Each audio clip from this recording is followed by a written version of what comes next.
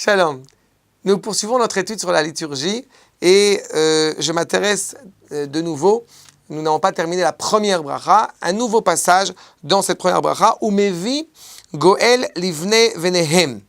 Il y a un premier postulat. D'abord, effectivement, comme je l'évoquais la dernière fois, les patriarches qui veulent mettre en avant la dimension du bien sont totalement indiqués, sont totalement aiguillés, inclinés à faire justement ce que Akadosh Baruch Hu attend et exige de nous. Et pourquoi disons-nous justement Mevi Goel Livne Levnehem et pas Mevi Lanu?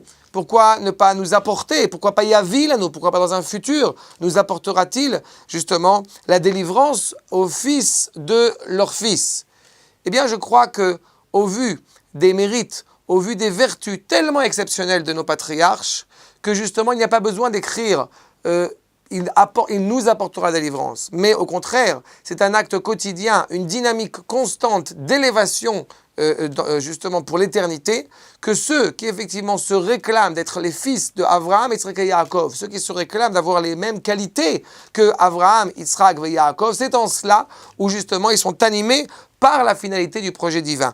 Et c'est justement pour cela que c'est au présent, ou Mevi. C'est-à-dire que le présent dans la liturgie, quand il est invoqué justement, c'est pour bien mettre en avant cette dimension d'éternité. On n'est pas dans l'exigence d'un projet qui serait achevé à un moment donné, mais dans un processus qui est totalement, constamment renouvelé. Ou Mevi Goel, ce délivreur, Livne Venehem.